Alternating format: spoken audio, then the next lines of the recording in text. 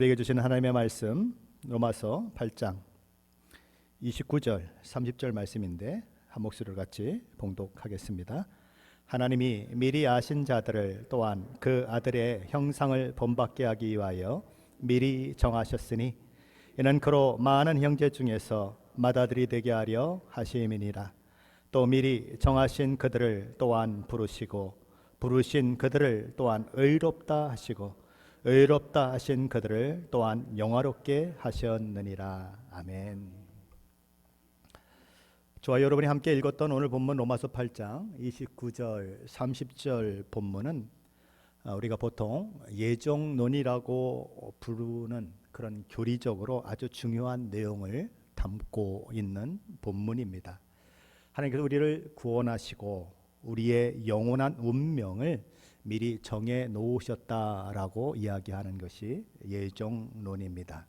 자, 그런데 오늘 본문 로마서 8장 29절 30절 말씀에는 5개의 동사가 나오고 있습니다. 몇 개요? 5개. 우리 한번 다시 한번 읽어보시면서 여러분이 한번 찾아보십시오. 5개가 뭐 어떤 것들인지. 29절로 30절 말씀입니다. 하나님이 미리 아신 자들을 또한 그 아들의 형상을 본받게 하기 위하여 미리 정하셨으니 이는 그로 많은 형제 중에서 맏아들이 되게 하려 하심이니라. 또 미리 정하신 그들을 또한 부르시고 부르신 그들을 또한 의롭다 하시고 의롭다 하신 그들을 또한 영화롭게 하셨느니라. 제가 5개라고 얘기했는데 찾아보면 5개가 더 되죠. 동사만 찾는다 그러면.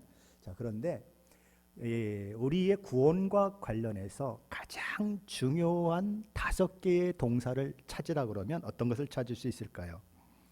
첫째는 미리 아셨다는 것입니다. 신학 용어로 얘기하면 예지라고 합니다. 둘째는 미리 정하셨다는 것입니다. 신학 용어로 하면 예정입니다. 셋째는 부르셨다, 소명, 콜링이라고 하죠. 넷째는 의롭게 하셨다는 것입니다. 칭의라고 합니다. 다섯째는 영화롭게 하셨다, 영화인 것입니다. 이 5가지를 가리켜서 구원의 5가지 과정 혹은 구원의 5단계다라고 이야기합니다. 그러나 신학적으로는 이 구원의 과정은 5과정으로 보통 이야기하지 않고 7과정으로 이야기합니다. 제가 목사 고시 볼 때도 구원의 그 과정을 논하시오 이렇게 나왔는데 7과정을 다 쓰고 그게 뭔지 이렇게 써야 하는 것입니다. 그래서 한참 막 외웠어요. 보면 7가지 이렇게 되어 있습니다. 소명, 중생, 회심, 신앙, 칭의, 성화, 성도의 견인 이런 것들을 얘기하는 것이 이 7가지 구원의 단계인데 오늘 본문은 5가지만 얘기하고 있는 것입니다. 하나님의 주권과 계획과 의지에 초점을 맞추어서 아주 굵직한 것만 5개를 지금 이야기하고 있는 것입니다. 첫째로 아셨다라고 하는 이 표현은 어떤 것일까요? 단지 미래를 미리 아는 것만을 말하지 않습니다. 하나님께서 미리 아신다고 하는 것은 앞날이 그렇게 될 수밖에 없도록 하는 조건과 이유와 계획을 하나님이 다 가지고 계시고 또한 하나님께서 그 일이 일어나도록 간섭하시는 능력의 하나님이시기 때문에 모든 것을 다 아신다는 그런 의미인 것입니다. 더 쉽게 얘기하면 아주 신령한 점쟁이가 미래를 예측만 하는 것과는 다르다는 것입니다. 예측을 하지만 그것을 변경시킬 방법은 없죠. 그렇죠? 예측을 하지만 그것을 어떻게 할 방법이 없습니다. 그러나 하나님은 예측하실 뿐만 아니라 그것을 이루어지게 하시는 능력과 권세를 다 가지고 계신 분, 그 뜻대로 모든 것을 이끌어 가시는 그런 분이시다. 그것이 여기 안다라고 하는 말 속에 드러나고 있는 그런 의미인 것입니다. 자, 그런데 이 안다라고 하는 말은 성경에서 여러 다른 의미로도 사용이 되고 있습니다. 그럼 안다가 가지고 있는 그 뜻이, 그 의미가 어떤 것들이 있느냐, 우리는 성경에서 한번 확인해 보기를 원하는 것입니다. 창세기 18장 19절 말씀에 보면 아브라함에 대한 이야기가 나오는데 이렇게 말씀하고 있습니다. 아브라함은 강대한 나라가 되고 천한 만민은 그로 말미암아 복을 받게 될 것이 아니냐. 내가 그로 그 자식과 권속에게 명하여 여호와의 도를 지켜 공의와 정의를 행하게 하려고 그를 택하였나니 이는 나 여호와가 아브라함에 대하여 말한 일을 이루려 함이니라. 근데 여기 보면 여호와의 도를 지켜 공의와 정의를 행하게 하려고 그를 택하였나니라고 하는 말이 있습니다. 택했다. 근데 희한하게도 이 택했다고 하는 말이 알다라고 번역된 히브리어 야다와 같은 단어라는 것입니다. 그러니까 알다라고 하는 말 속에는 택한다 하는 의미도 포함이 되어 있다는 것입니다. 자, 그 다음에 호세아서 13장 5절에 보면 하나님께서 이스라엘 백성에게 내가 광야 마른 땅에서 너를 알았거늘이라고 표현하고 있습니다. 여기 알다라고 하는 동사도 야다라고 하는 히브리어를 사용하고 있는데 무슨 의미입니까? 그 광야에서 그들의 곤경을 살피시고 그들의 모든 상황을 보살피셨다라고 하는 의미를 가지고 있는 것입니다. 아모스 3장 2절에서는 내가 땅의 족속 중에서 너희만 알았나니라고 말합니다.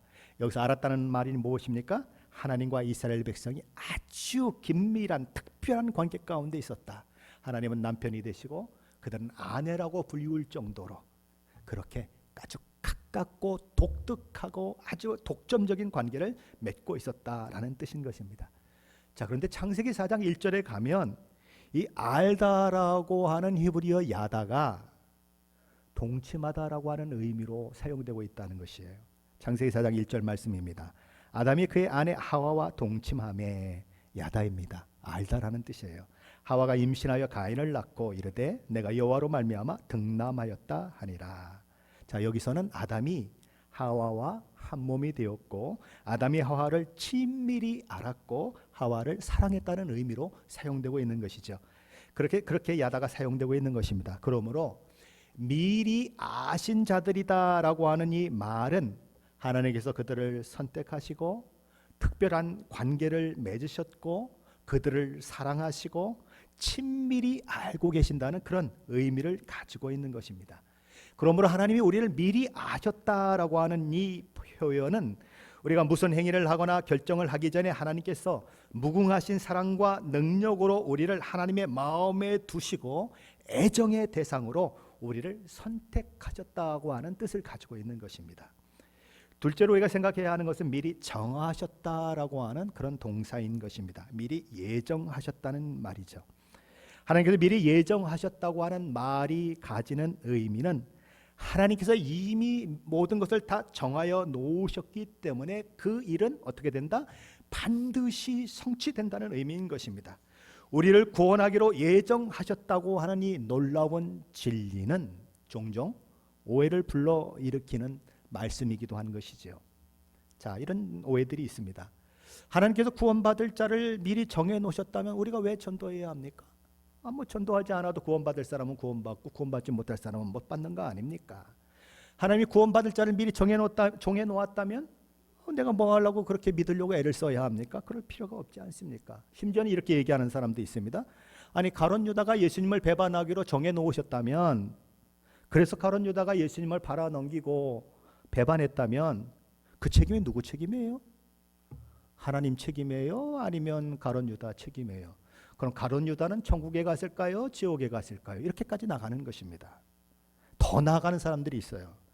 오늘 제가 이런 약간 회색 좀 진한 톤의 옷을 입고 왔습니다. 그리고 여기 넥타이를 약간 좀 핑크빛 넥타이를 맸습니다. 그럼 하나님이 정하셔서 넥타이를 이렇게 핑크빛을 하고 온 걸까요? 아니면 내가 그냥 의지로 가져온 걸까요? 뭐 여기까지 나가는 것입니다. 상대방을 한 대 때려놓고 하나님이 예정하셨으니까 때렸다고 뭐 이렇게 또 주장하는 자들까지 나오는데 예정론에 대한 오해인 것입니다. 예정교리는 그러라고 우리에게 주어진 것이 아닙니다. 예정교리는 그냥 아무렇게나 살아도 된다. 무율법주의. 하나님의 말씀이고 뭐고 상관없다. 그냥 아무렇게나 살아도 다 구원받는다. 그렇게 하려고 우리에게 주어진 교리가 아닌 것입니다. 너희는 그냥 아무것도 할 거 없어. 그냥 이미 다 정해져 있으니까 게으름 피우고 나태하고 그냥 핑계거리로 삼고 그렇게 살아도 문제 없어. 그렇게 주장하라고 주어진 교리가 아닌 것입니다. 고린도전서 1장 20절 말씀은 이렇게 말씀합니다. 하나님의 지혜에 있어서는 이 세상이 자기 지혜로 하나님을 알지 못하므로 하나님께서 전도에 미련한 것으로 믿는 자들을 구원하시기를 기뻐하셨도다. 성경은 전도가 필요 없다고 얘기합니까? 아니요. 하나님께서 전도를 미련한 방법으로 하는 전도를 기뻐하신다. 그렇게 전도하게끔 만드시고 계시다는 거예요. 그래서 박영선 목사님은 로마서 강의에서 이런 이야기를 합니다. 전도 문제에 있어서 하나님께서 누구를 택하셨다면 그냥 둬도 구원받을 것이 아니냐. 반대로 하나님께서 택하지 않으셨다면 아무리 전도하고 노력을 해도 헛수고가 아니냐라고 하는 논리는 통하지 않습니다 라고 얘기합니다. 하나님은 목적을 정해 놓으실 뿐만 아니라 수단도 정해 놓으셨습니다. 전도하라고 하면 해야 하는 것입니다. 전도에는 우리의 자유의지와 결정만이 요구되고 있습니다. 전도적 차원에서는 예정론이 도입되지 않습니다. 불신자를 향한 모든 구원에 관한 설교와 전도는 오직 두 가지입니다. 회개하라, 주 예수 그리스도를 믿어라. 로마서 10장 9절 말씀은 이렇게 말씀합니다. 내가 만일 내 입으로 예수를 주로 시인하며 또 하나님께서 그를 죽은 자 가운데서 살리신 것을 내 마음에 믿으면 구원을 받으리라. 사도행전 4장 12절 말씀은 이렇게 말씀합니다. 다른 이로서는 구원을 받을 수 없나니 천하 사람 중에 구원을 받을 만한 다른 이름을 우리에게 주신 적이 없습니다. 우리를 구원하기 위해서 이 땅에 오신 예수 그리스도, 우리의 죄를 대속하기 위해서 십자가에 죽으신 예수 그리스도, 우리를 의롭다 하시기 위해서 부활하신 우리 주님을 믿지 않고는 누구도 구원에 이룰 수 없다는 것입니다. 예정되어 있으니까 다 구원받는 것이다. 믿거나 믿지 않거나 뭐 전도할 필요도 없고 복음을 전할 필요도 없다. 그럼 예수님이 이 땅에 왜 오셔야 합니까? 왜 십자가에서 죽으셔야 합니까? 그냥 구원되면 되는 거죠. 그럼 예수님의 십자가도 필요 없는 것이고 예수님의 부활도 필요 없어요. 그렇게 예정론을 얘기해서는 안 된다는 것이죠. 그래서 로이드 존슨 목사님은 이런 얘기를 합니다. 사람이 구원받는 것은 선택의 교리나 예정의 교리를 믿음으로 말미암지 않습니다. 그것으로는 구원받지 못한다는 거예요. 구원의 방식은 주 예수 그리스도를 믿는 것입니다. 죄인을 구원하는 방법은 오직 하나, 자신이 죄인임을 인정하고 회개하고 돌이키는 것이고 우리 주 예수 그리스도의 십자가 대속의 은혜를 붙드는 것이다. 오직 그 방법만이 죄사함 받는 유일한 길이고 의롭게 되는 유일한 길이다. 믿음으로 반응하는, 내 의지로 믿겠다고 반응하는 그것뿐이다. 하나님은 우리의 동의와 우리의 수긍과 우리의 납득 이런 것이 없이 그냥 일방적으로 밀어붙이시는 분이 아니신 것입니다. 하나님 우리의 주권을 침해하고 네 자유의지는 뭐고 내 마음대로 하겠다라고 말씀하시는 분이 아니신 것입니다. 우리를 허수아비로 만들지도 않으십니다. 그저 그냥 로봇처럼 조종하는 사람으로 만들지도 않으십니다. 하나님은 하나님의 일들을 하시면서 우리가 우리의 마음으로 동의하게 만들고 마음으로 수긍하게 만들고 마음으로 납득하게 만들고 하나님의 그 사랑 앞에 나는 항복합니다 라고 무릎 꿇게 만듦으로써 그 놀라운 구원의 역사를 이루어 간다는 것입니다. 성경에서 예정 교리가 등장하고 있는 이유는 하나님의 은혜를 확인시키기 위함이지 다른 의도가 없는 것입니다. 여러분 신자로서 삶을 살고 있지요? 그럼 여러분은 어떻게 살고 계십니까? 아주 잘 살고 계십니까? 매일 막 승리를 막 부르짖고 나처럼만 살아보라 그래. 야, 예수 믿는 재미가 너무 좋고 예수 믿었더니 막 모든 것이 만사 형통하고 그냥 잘 되고 뭐 기쁜 것밖에 없다라고 얘기할 수 있는 분 여기 있으십니까? 아마 없을 것입니다.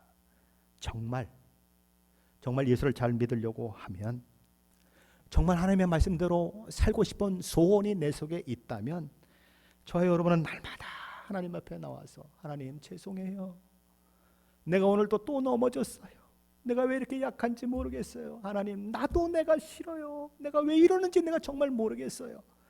하나님 나를 용서해 주세요. 지난주에도 와서 용서해 달라고 했는데 또 와서 용서해 달라고 하는 것 너무 죄송하지만 어쩔 수가 없어요. 제가 또 넘어졌어요. 이럴 수밖에 없다는 것입니다. 그것이 우리의 모습이에요.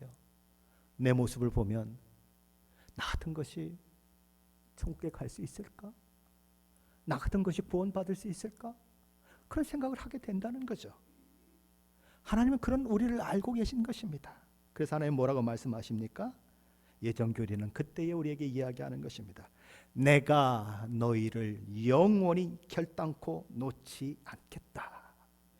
내가 너희를 구원하기로 작정한 이상 그 작정은 누구도 어떤 일도 방해하거나 막아설 수 없다.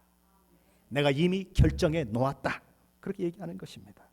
하나님의 의지의 표현이에요. 로마서 8장 35절은 그래서 이렇게 말씀하고 있는 것입니다. 우리 35절인데 한번 같이 읽어볼까요? 35절입니다. 누가 우리를 그리스도의 사랑에서 끊으리요? 환난이나 곤고나 박해나 기근이나 적신이나 위험이나 칼이랴. 아멘이십니까? 자, 38절 39절 말씀입니다. 한번 같이 읽습니다. 내가 확신하노니 사망이나 생명이나 천사들이나 권세자들이나 현재일이나 장래일이나 능력이나 높음이나 깊음이나 다른 어떤 피조물이라도 우리를 우리 주 그리스도 예수 안에 있는 하나님의 사랑에서 끊을 수 없으리라. 아멘. 초점이 어디에 있습니까? 끊을 수 없다는 거예요. 하나님의 구원을 방해할 것이 아무것도 없고 하나님의 구원에 내시고자 하는 의지를 꺾을 어떤 것도 없다는 것입니다.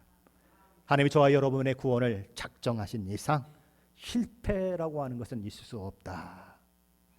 못난 저와 여러분의 모습 때문에 저와 여러분은 하나님 앞에 징징거리고 올 수 있지만 하나님은 결단코 저와 여러분을 포기하지 않으신다. 그것이 성경에서 예정론이 등장하는 이유인 것입니다.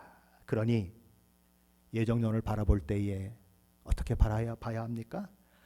나는 예정되어 있어. 나는 그냥 어떤 짓을 해도 다 구원받게 되어 있어. 그러니 이제부터는 그냥 룰루랄라 내 맘대로 살아도 되는 거야. 그냥 도둑질하고 살아도 상관없고 깡패짓을 하고 살아도 상관없고 하나님 앞에 그냥 아무렇게나 살아도 상관없어. 그냥 되는 대로 살아. 도둑질하면 뭐가 어때? 천국이 보장되어 있는데 이러라고 예정론을 준 게 아니라는 거예요. 그렇게 생각하면 뭡니까? 그게 이단이에요. 다른 게 이단이 아니고요. 그렇게 핑계하고 나태한 신앙을 그렇게 빠져나가는 방법으로 예정론을 쓰지 말고 그 예정론을 감사로 받아야 하는 거죠. 나의 부족함과 연약함에도 불구하고 하나님이 이 일을 기필코 하시고 말겠다고 말씀하고 계시니 얼마나 감사한가. 그래서 내가 넘어질 때도 내가 자빠질 때에도 그래도 하나님을 찬양할 수 있는 거 아닙니까? 도망갔던 둘째 아들이 아버지의 품으로 돌아갈 수 있는 이유가 어디에 있습니까? 바로 그 아버지의 사랑. 아버지가 나를 버리셨지 않는다고 하는 그 사랑 때문에 그는 돌아갈 수 있는 것처럼 우리는 실패의 자리에서도 낙심하는 자리에서도 하나님께 다시 돌아갈 수 있는 것입니다. 왜요? 내가 너를 놓지 않겠다고 하나님이 말씀하고 계시기 때문에 그런 것입니다. 그것이 예정론인 것입니다. 세 번째로 나오는 단어는 부르셨다라고 하는 단어입니다. 미리 아시고 미리 작정하신 자를 하나님께서 부르셨다는 거예요.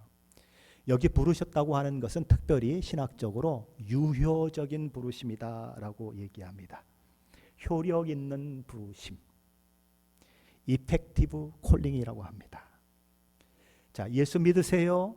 예수 믿어야 구원받습니다 라고 초청하고 예수를 믿으라고 그렇게 귀에 들려주는 그런 부르심은 일반적인 부르심입니다. 그 부르심에 응답했을 때에는 내게 구원으로 다가올 수 있지만 그걸 들었다는 사실 하나 때문에 내가 구원에 이르는 것은 아니죠. 맞죠?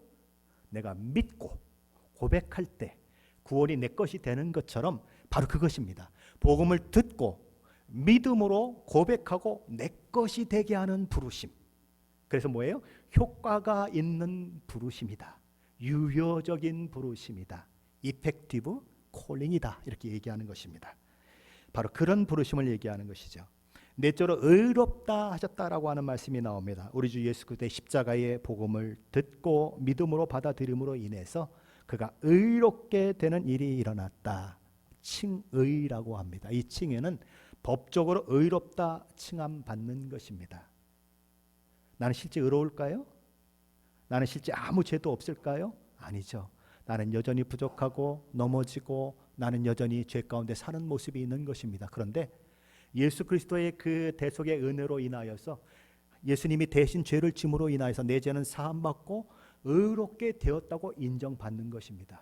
어떤 사람들은 교회 가니까 아유 뭐 교회 가니까 나만 더도 못한 것들이 너무 많어, 너무 많어. 난 그래서 교회 가기 싫어 그래요. 당연하죠. 의롭다 칭함을 받았을 뿐이지 의로운 그런 진짜 의로운 사람으로 아직 변화되지 못했거든요. 그러니까 교회 나와서 신앙생활을 하는데도 불구하고 여전히 부족한 모습이 나타나고 그런 모습이 있다는 것입니다. 이거는 법적으로 의롭다고 인정되었다는 거예요. 근데 그게 얼마나 중요한가? 그게 얼마나 중요한가? 여러분이 신앙생활 하다가 혹 넘어질 때, 실패할 때 여전히 그 지위를 잊어버리지 않는다는 것입니다. 하나님이 너를 의롭다 하셨기 때문에 너는 여전히 의롭다. 너의 실수와 너의 실패와 심지어 너의 어떨 때는 죄를 짓는 그 모습에도 불구하고 너는 의롭다. 왜 의로워요? 예수님이 너의 죄를 다 가지고 십자가에서 죽으셨기 때문에 너는 의롭다. 그래서 결국 모든 죄인은 하나님 앞에 심판을 받게 되어 있고 하나님의 진노 가운데 망하게 되어 있는데 예수를 정말 진정으로 믿고 그것을 마음속에 받아들이고 구원받은 사람들은 비록 자기의 부족함에도 불구하고 자기의 죄인됨에도 불구하고 결단코 하나님 앞에 징벌을 받아 영벌에 처해지는 일은 없다. 이렇게 되는 것입니다. 그것이 칭의인 것입니다. 다섯째로 영화롭게 하셨다라고 하는 말씀이 나오는 것입니다. 우리가 우리 주 예수 그리스도로 말미암아 구원을 얻게 되면 죄와 악의 영향과 결과로부터 완전히 구원받는 사람이 된다는 거예요. 죄의 영향력으로부터 완전히 자유로운 사람, 악의 영향력으로부터 완전히 상관없는 사람, 죄의 영향과 악의 영향 때문에 결과되는 모든 것들, 심지어는 병들고 죽는 것, 그것까지도 다 극복된 사람, 그것이 영화롭게 됐다는 것입니다. 근데 여러분 진짜 그렇습니까? 안 그렇잖아요. 이건 사실 미래에 되어진 일이잖아요. 그렇죠? 예수님이 이 땅에 다시 오시고 새하늘과 새 땅이 되고, 그렇죠? 악이 그리고 죄인이 사탄의 졸개들이 다 불못에 다 던져지고 사망도 불못에 던져져서 사망이라고 하는 단어가 세상 가운데 있지 않는 그런 시대가 될 때, 새하늘과 새 땅이 될 때 이루어지는 일인 것입니다. 그런데 오늘 본문은 희한하게도 영화롭게 하셨다라고 하는 이 표현이 과거 시제라는 거예요. 이미 끝났다. 저와 여러분이 이미 영화롭게 되었다라고 선언하고 있다는 거예요. 우리에게는 미래의 일이에요.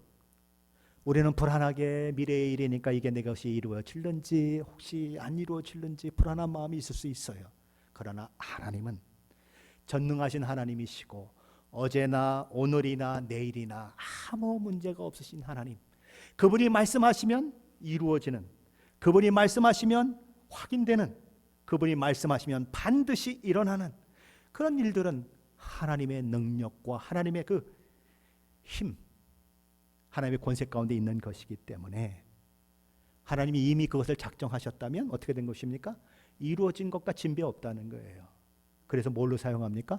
과거 시제로 사용하는 것입니다. 이미 이루어졌다, 이미 끝난 일이다. 그것이 저와 여러분에게 허락된 하나님의 놀라운 축복이라는 것입니다. 하나님이 작정하셨으면 세상의 어떤 힘도 어떤 권세도 그 하나님이 뜻하시고 계획하시고 작정하신 것을 방해할 수 없다. 전능하신 하나님이 그 일을 이루실 것이다. 그러므로 우리의 구원은 취소될 수도 없고 방해될 수도 없다. 반드시 궁극적인 구원의 자리로 저와 여러분이 인도될 것이다. 그것이 선언되는 것이 오늘 본문인 것입니다.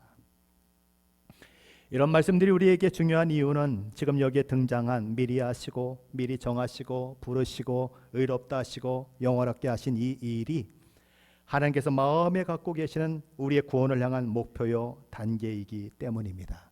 이 단계들은 새로운 지위와 우리에게 허락된 모든 운명들은 결코 취소되거나 실패하지 않는다고 하는 것을 하나님은 말씀하고 계신 것입니다. 그러나 우리 신앙인들이 실제적으로 경험하는 것은 무엇입니까? 오늘 우리의 삶 속에서 경험하는 것은 하나님은 우리가 영화로운 존재가 되었다라고 선언하고 있지만 그것과는 너무나 거리가 먼 나를 보는 것입니다. 내가 예수를 믿고 구원받은 것은 알겠는데, 하나님의 자녀가 되는 것은 알겠는데, 자녀에 걸맞는 모습이 내 안에 있지 못하는 그 현실 속에서 저와 여러분 갈등하고 몸부림치고 있는 것입니다. 그 과정, 몸부림치고 갈등하고 우리 삶 속에서 경험하는 모든 과정을 무슨 과정이라고 얘기하냐면 성화의 과정이다라고 얘기합니다. 그러니까 신학적으로 7가지 중에는 성화의 과정이 포함이 되어 있는데 오늘 본문에는 희한하게도 이 성화의 과정이 포함이 되지 않고 있어요. 사실 어떤 과정이 우리에게 가장 많은 과정입니까? 사실은 성화의 과정이 우리하고 가장 직접적인 연결관계가 더 많이 있는 것이고, 많은 시간 이 땅에서 살아가는 모든 시간이 사실은 이 성화와 관계되어 있는 것인데, 희한하게도 구원의 5단계 속에 이 성화의 단계가 포함되지 않고 있다는 것이 굉장히 신기한 것입니다.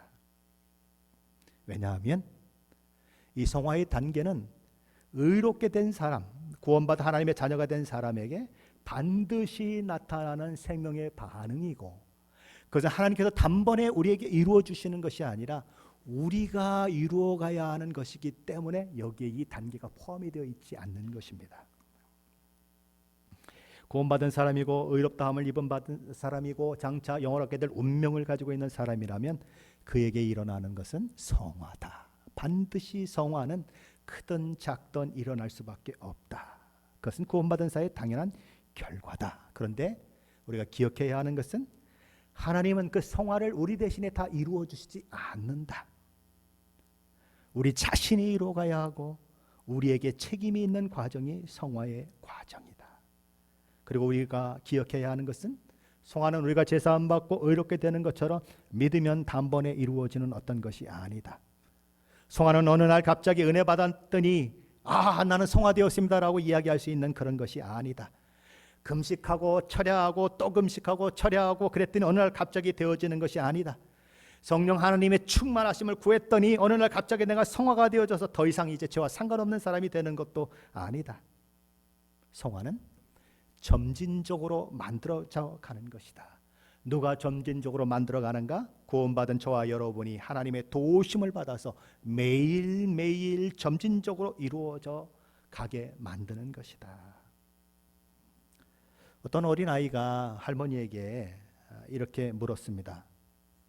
할머니, 아빠는 할머니가 낳았어요? 어이 그럼 삼촌도 할머니가 낳았어요? 어이 그럼 그렇고 말고. 그랬더니 어린아이가 이렇게 물었습니다. 그런데 할머니, 아버도 저렇게 키가 크고 삼촌도 저렇게 키가 크게 낳았는데 왜 나는 우리 엄마가 이렇게 조그맣게 낳았어요? 어린아이다운 질문이죠. 어린아이가 뭘 모르는 겁니까? 삼촌도 어린아기로 태어나서 자랐다는 걸 모르는 거예요. 아버지도 응애응애하고 어린아이로 태어나서 자라서 아버지가 됐다는 사실을 모르는 거예요. 그런데 믿는 사람들 중에도 이 어린아이의 질문과 같이 어리석은 질문을 하는 사람들이 있는 것입니다. 그렇게 생각하는, 성화를 그렇게 생각하는 사람들이 있는 거예요. 성화에 대한 오해죠. 누구나 처음부터 영적으로 어린 나이로부터 시작되는 것입니다. 하나님의 말씀을 듣고 하나님의 말씀으로 자기를 채찍질하고 경건을 연습하다가 넘어지기도 하고 자빠지기도 하고 그리고 눈물을 흘리기도 하고 수고하고 그런 여러 가지 과정을 통해서 우리 삶 가운데 일어나는 수많은 일들을 통해서 되어져 가는 것이 뭐냐? 성화다. 믿음의 사람으로 커가는 것이 성화다.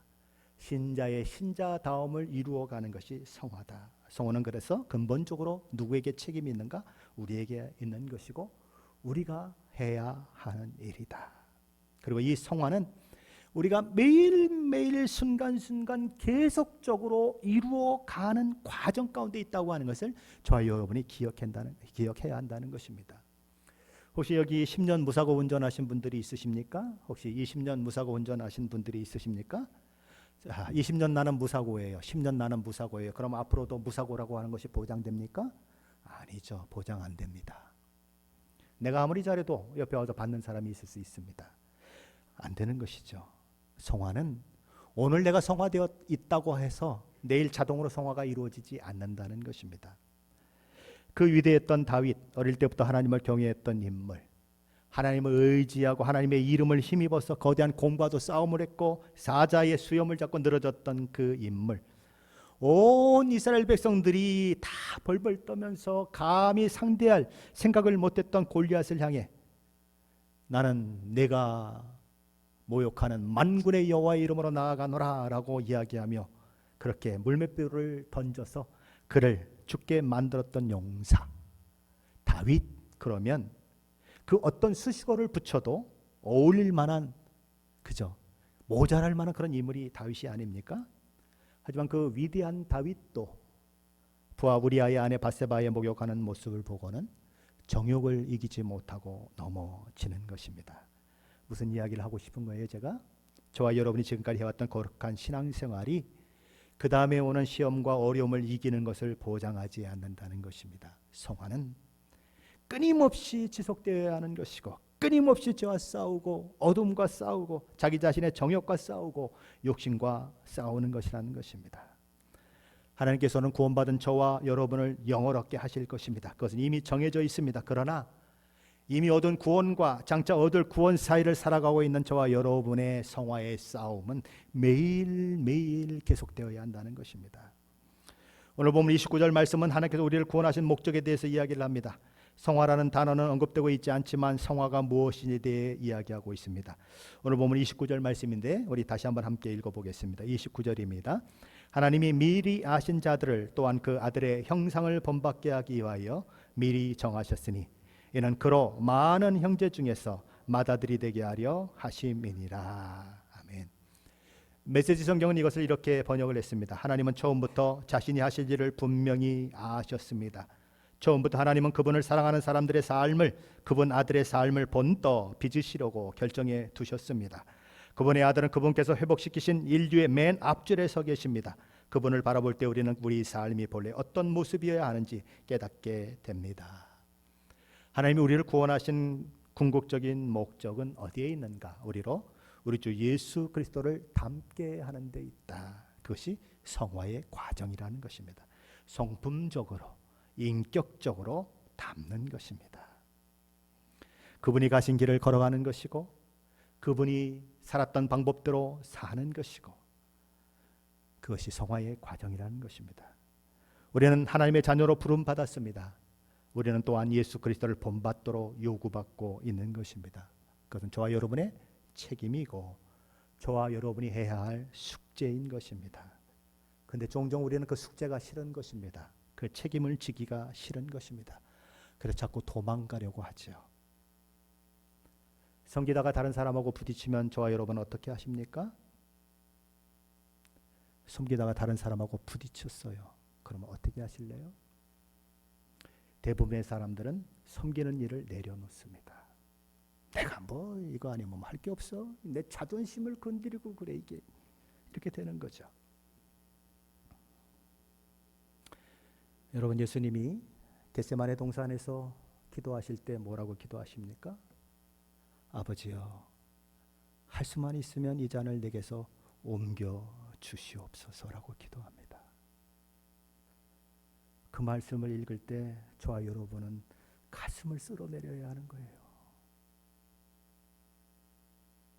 정말 예수님의 소원대로 그 잔을 하나님이 옮기셨다면 저와 여러분의 구원은 없거든요. 그 말씀 앞에 우리는 가슴을 쓸어내려야 하는 거예요. 예수님 십자가에 달리셨습니다. 밑에서 막 조롱하고 별소리들을 다 합니다. 비아냥거립니다. 예수님의 그 위에 있다가 어이구, 내가 저런 것들을 위해서 십자가에 죽어야 돼? 못해! 그리고 뛰어내려왔으면 어떻게 될까요? 저와 여러분은 없는 거예요. 교회는 없는 거예요. 그 예수님을 닮으라는 거예요. 기분 나쁘다고, 마음에 안 든다고 힘들다고 그냥 도망치고 그러지 말고 예수님처럼 그 길이 하나님이 가게 하시는 길이라면 울면서 가라는 거예요. 아파도 가라는 거예요. 그래야 저와 여러분이 성화되고 거룩해지고 커진다는 거예요. 맨날 도망 다녀 보세요. 맨날 도망 다녀 보세요. 언제 성화를 이루겠어요? 애가 속썩인다고 엄마 노릇 그만하실래요? 아빠 노릇 그만하실래요? 그만둘 수 없잖아요. 어떻게 그만둬요? 못하죠. 똑같아요. 그만둬서는 안 되는 것입니다. 섬기다가 부딪혔어요. 나의 말이 다른 사람에게 상처를 줬든지 내가 상처를 받았든지 하나님 앞에 나아가 물어야지요. 하나님, 나는 왜 이런 것 때문에 상처를 입지요? 나는 왜 이런 것을 가지고 다른 사람에게 상처를 주지요? 하나님, 내가 이것밖에 안 되네요. 하나님, 나를 용서해 주세요. 내가 변화되게 해주세요 라고 기도해야죠. 그래도 안 되면 금식이라도 해야죠. 금식을 하면 힘이 빠지잖아요. 죽을 것 같잖아요. 그렇게 해서라도 자기를 죽여야죠. 사도 바울은 뭐라고 그럽니까? 나는 날마다 죽노라. 사도 바울 같은 사람도 날마다 죽는데 우리는 안 죽으려고 그래요. 그냥 도망만 치려고 그래요. 그러지 말라는 것입니다. 우리는 어떻게 하면 편할까? 어떻게 하면 걱정 없이 고민 없이 살고 있을까? 내가 교회까지 와서 근심해야 돼? 내가 교회까지 와서 이런 짓을 봐야 돼? 우리는 그렇게 얘기합니다. 교회를 왔으면 평안해야지. 나를 기쁘게 해야지. 걱정 없이 살아야 되고 평안하게 살아고 근심 없이 살아야지. 이런 것에는 우리의 관심이 있지만 어떻게 하면 예수를 믿는다는 이유 때문에 세상의 머리가 되고 모든 것이 잘 되고 물질의 복을 누리고 건강의 복을 넘치도록 받는 것에는 관심이 있지만 어떻게 하면 나를 더욱 거룩하게 만들까? 어떻게 하면 예수 그리스도를 조금이라도 더 닮을 수 있을까? 어떻게 하면 그리스도인으로서 내가 세상의 빛과 소금의 역할을 잘 감당할 수 있을까? 이런 것을 고민하면서 하는 사람은 많지 않은 것이 오늘 이 시대라는 거예요. 에베소서 5장 8절에 이렇게 말씀합니다. 너희가 전에는 어둠이더니 이제 주 안에서 빛이라. 빛의 자녀들처럼 행하라. 우리는 세상의 빛으로 부름받은 사람들입니다. 어두운 밤 길거리에 가로등이 비쳐 있습니다. 가로등이 군데 비추고 있어요. 가로등이 10개, 20개 함께 모여 있는 거 보셨습니까? 없어요. 그런 가로등은 없어요. 왜 군데군데 놓았을까요? 어두운 곳에 빛을 비추라고. 근데 우리는 불평해요. 왜 하나님 내 환경은 이렇게 어두워요? 어두운데 네가 비치니까 거기 있는 거야. 하나님 말씀하시는 거예요. 너 보고 비추라고 거기다 놓은 거야. 그러니 어떻게 하라고요? 어두운 환경을 욕하지 말고 그 속에서 하나님의 사람으로 살아내라. 도망가지 말고 그러라는 거예요. 하나님께서 그 일을 위해 우리 주 예수 그리스도 이 땅에 보내셨고 저와 여러분을 위해 십자가에 죽게 하심으로 저와 여러분을 구원하시기를 기뻐하신 것입니다. 베드로후서 1장 3절 4절 말씀이 이렇게 말씀합니다. 제가 현대인의 성경으로 읽어보겠습니다. 그리스도께서는 신적인 능력으로 생명과 경건에 관한 모든 것을 우리에게 주셨습니다. 이것은 자신의 영광과 선으로서 우리를 부르신 분을 우리가 알게 될 때 얻어지는 것입니다. 이것으로 그리스도는 아주 소중하고 중대한 약속을 우리에게 주셨으며 이 약속을 통해 여러분이 세상의 파괴적인 정욕을 피하여 신의 성품에 참여하도록 하셨습니다. 하나님의 아들이 성육신 하신 것은 죄에 매어 사탄의 종노릇 하는 저와 여러분을 하나님의 아들이 되게 하는 데 있다는 것입니다. 그분이 그처럼 낮아지고 힘없는 어린아이로 이 땅에 오신 것은 여러분과 제가 구원받고 의롭게 되어 궁극적으로 영화롭게 될 것을 바라보면서 오늘 이 시대의 이 시간을 우리의 성품이 우리의 인격이 우리 주 예수 그리스도처럼 되게 하는 데 있다는 것입니다. 그래서 요한일서 3장 2절 3절에 이렇게 말씀하는 것입니다. 사랑하는 자들아 우리가 지금은 하나님의 자녀라. 예수 믿고 우리가 하나님의 자녀가 됐죠. 장래에 어떻게 될지는 아직 나타나지 아니하였으나 그가 나타나시면 우리가 그와 같이 될 줄을 아는 것은 그의 참모습 그대로 볼 것이기 때문이니. 구원받은 자가 있습니다. 그리고 마침내 영화롭게 될 그 환경이 우리에게 있습니다. 자, 그러면 주를 향하여 이 소망을 가진 자마다 그의 깨끗하심과 같이 자기를 깨끗하게 하느니라. 두 개의 사건 속에 끼어 있는 우리가 해야 할 일이 무엇인가? 그의 깨끗하신 것 같이, 예수 그리스도께서 깨끗하신 것 같이 자기를 깨끗하게 하는 것이다. 우리는 최후 승리가 보장된 사람들입니다. 정말 구원받은 사람이라면. 그럼 오늘 이 시간을 죄와 세상의 가치와 싸우며 살아내야 하는 것입니다. 여러분은 미국에 오셨죠? 아이들이 어릴 때 미국에 오신 분들이 있으십니까? 아이들의 의사와 상관없이 부모가 결정해서 미국에 이민 오지 않으셨습니까? 야, 이제 우리가 몇 월 며칠 날 이민 간다. 자, 이민 가는 거 결정이 됐습니다. 그러면 자녀들이 뭘 해야 할까요? 이제 몇 달 후면 이민 가게 되어 있습니다. 그럼 자녀들은 뭘 해야 할까요? 아이고, 뭐 미국 가면 뭐 교육 시스템도 다 다르고 모든 게 다 다르다는데 이제부터는 망고 땡이다. 그리고 그냥 펑펑 노는 게 더 좋을까요? 아니면 어떻게 하는 게 좋을까요? 착하다기보단 이렇게 자기를 준비하는 자녀라면 미국은 영어를 쓴다는데 내가 영어를 공부하고 준비해야 되겠다라고 하는 마음을 갖는 자녀가 아름다운 자녀 아니겠습니까? 마찬가지예요. 천국이 다 보장되어 있습니다. 아이고, 보장되어 있으니까 내 마음대로 살자. 그게 아니고 천국에도 들어갈 삶을 준비하는 그 사람, 그것이 하나님을 기쁘시게 하는 자인 것입니다. 그러므로 저와 여러분은 어떻게 살아야 합니까?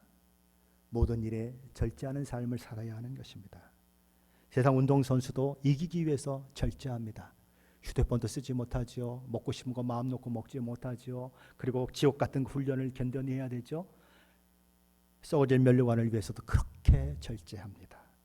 우리는 썩지 아니하고 쇠하지 아니하는 하나님 나라를 상속받은 사람들입니다. 그러므로 우리는 목표 없는 사람처럼 아무렇게나 달려가는 어리석은 사람이 되어서는 안 되는 것입니다. 권투선수라고 하는데 그냥 나가서 링에다 세워놔봤더니 상대방을 향해서 주먹을 하나도 못 날리고 그냥 허공으로만 팍 날리고 그리고 전투 잘한다고 하는 사람이 되는 것은 그런 어리석은 사람의 모습인 것입니다. 우리는 목표를 향해서 하나님이 우리에게 주신 그 사명을 향해서 나아가야 하는 것입니다. 사도 바울은 이렇게 얘기합니다. 뒤에 있는 것은 잊어버리고 앞에 있는 것을 잡으려고 표대를 향하여 그리스도 예수 안에서 하나님이 위해서 부르신 부름의 상을 위하여 달려가노라. 성화는 바로 이렇게 사는 것입니다. 매일매일의 삶 속에서 비록 내가 넘어져도 내가 실수해도 내 구원이 취소되지 않는다고 하는 그 확신 때문에 서로 오늘 내가 넘어질 수 있는 환경이 있다고 하더라도 서로 넘어지더라도 그 길이 주님이 가시게 하는 길이라면 가는 거예요. 용기 있게 가는 거예요. 어려움이 예상됩니까? 어려움이 예상돼도 가는 거예요. 위험이 예상됩니까? 위험이 예상돼도 가는 거예요. 왜요? 하나님이 나를 책임진다고 하는 말씀을 하시고 계시기 때문에 나는 갈 수 있는 것입니다. 성화를 위한 이 다름질, 하나님 위해서 부르신 부름의 상을 위하여 달려가노라라고 고백했던 사도 바울의 이 고백, 저와 여러분의 고백이 되어서 날마다 달려가시는 그런 일들이 있으시기를 예수 그리스도의 이름으로 간절히 축원합니다.